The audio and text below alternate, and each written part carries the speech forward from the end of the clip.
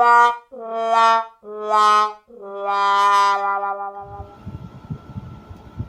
was hoping that I would never have to talk about these. I was hoping that I could just skip it and pretend that it doesn't even exist.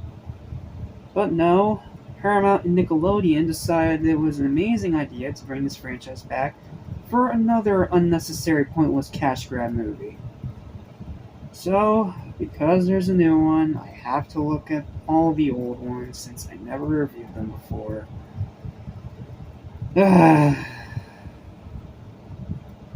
Barnacles. I'm just gonna keep this short, brief, and to the point because we all know this is a pile of trash, right? Like, I shouldn't have to go into super elaborate detail because everything that I have to nitpick about it is pretty much everyone else's complaints. So, this is here for the archives. Same for the crappy live-action sequel that we'll have to talk about tomorrow. But I was hoping that these could get better, but no, they got worse. So we're gonna take a brief break from Studio Ghibli to talk about these blue piles of vomit. What's up? What's happening? What's going on, everybody? Welcome back to my station, which is for anything and everything animation, including TV and movies. I'm your host, Jackson Small. Welcome to the first of many, many unnecessary, pointless, stupid cash grab movies in this used to be harmless franchise. The Smurfs live-action remake from 2011. This film's garbage. It is terrible. Like, it's not the worst thing ever, no, but it's still a terrible dumpster fire by every single sense of the word and definition. Because even now, it is still boring, tedious, cringy, annoying, agitating, and just plain flat out stupid. Not to mention, it is nothing close to what the actual cartoon is at all. And for context, I did watch about 5 to 10 episodes of the original cartoon to have it fresh in my head. So, I had some context while talking about this movie. And I can tell you right now, after watching those episodes, that the cartoon is harmless. It's fine. It's not for me. It's too happy, but it's fine.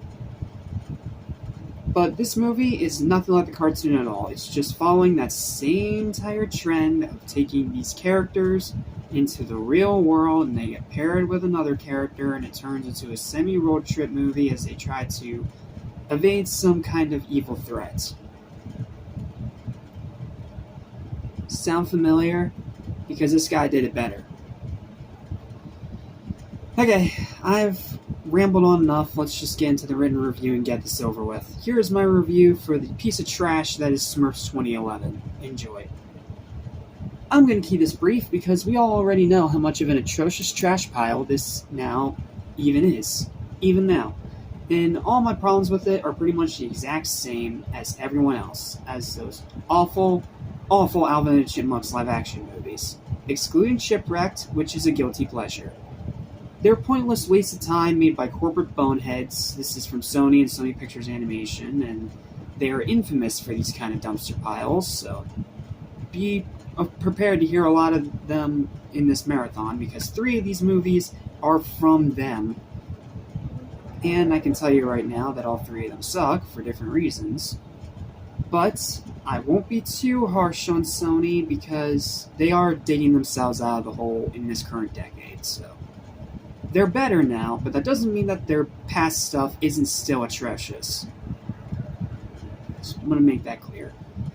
The story's boring, the live-action actors are pretty much phoning it in and doing absolutely nothing worth remembering.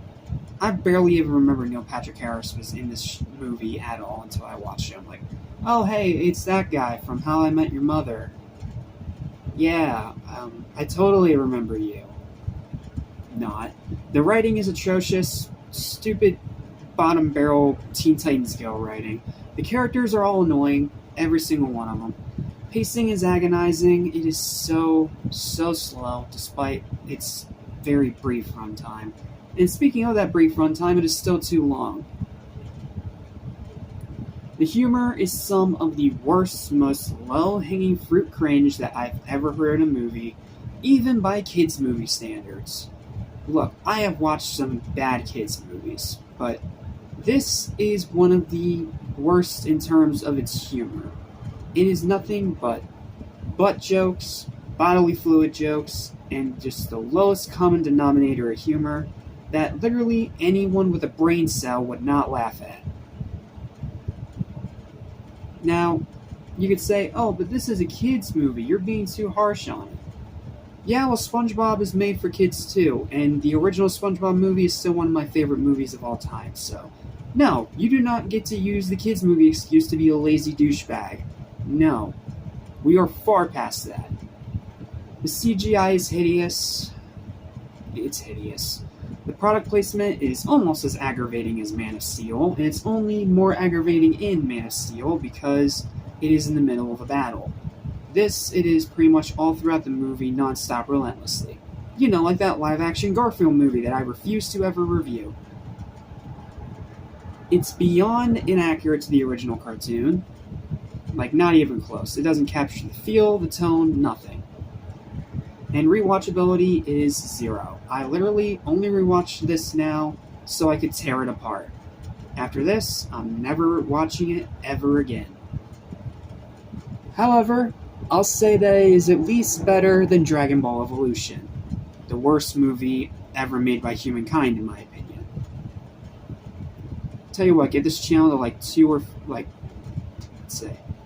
say 5,000. Get this channel to 5,000 subscribers and I'll review Dragon Ball Evolution. And that's from a few minor positives that just barely save it from being on that level of bad. The voice acting is okay. It is celebrities phoning it in, but at least some of them, like George Lopez and Katy Perry, are having fun in the vocal booth. Like, I can tell by their performance, they're at least having fun. And I'll also say, what was the guy's name again? Help me, please, Darren Heiderman. Jonathan Winters. Jonathan Winters as Papa Smurf, he's fine. Like, he's a good choice, but he was just given nothing to work with, which is a grand majority of the problem of all the acting in this movie. The voice acting is a little better because you can tell that they're having a little bit more fun, but still, it is still a problem because they're given nothing to work with. They can't really make their performances all that memorable. Smurfette is the only Smurf that I can tolerate as she was actually given a decent arc. Her arc in this movie was okay. It's not anything groundbreaking, but it's fine. I've seen worse things. You know, like how they're literally going to recycle this same stupid freaking arc for the second movie. Follow the same plot. We'll get to that when we get to that, but man, that's not even lazy, it's just being stupid. And what is by far the best part of the movie, Hank Azaria as Gargamel, who is the only part of this movie that was actually funny. He is the one person in this movie that is actually funny and clearly having a ball. Overall, though, this is still a flaming train wreck by every single sense of the definition, and easily one of the worst live-action remakes out there. And it is baffling that this is from the same guy that made the enjoyable Scooby-Doo 2002 remake. Yes, the same director of this movie made one of my personal favorite childhood guilty pleasures. I still really like this movie and have watched it constantly. So how that same guy went from this to this, almost a full 10 years after, he was either desperate for work or just not even trying. So come on, Raja. Raja Gosnell, you can be funny, this is funny, and it's at least entertaining. This is just garbage. It's not one of the worst movies I've ever seen. I have seen far worse things than this. But it is still a terrible pile of crap and definitely one of the worst movies of 2011. And 2011 had some stinkers. But hey, it's just my opinion. I respect yours regardless. There are a diehard fan base of Smurf fans that do enjoy this movie. And if you are one of them, that's fine. Enjoy whatever you want to enjoy. This is just my personal opinion. But in my personal opinion, this movie, even now, is still absolutely terrible. Over 10 years later. And that is why its final verdict is a 3 out of 10. It's a terrible movie, but it's not the worst thing ever. Unlike its sequel. Yeah, for some reason this actually made money when it came out and it got enough to get a sequel. Thankfully that sequel tanked for very good reasons, because the movie, oh lord, the sequel is a whole other level of absolute atrocity. And we gotta talk about it next.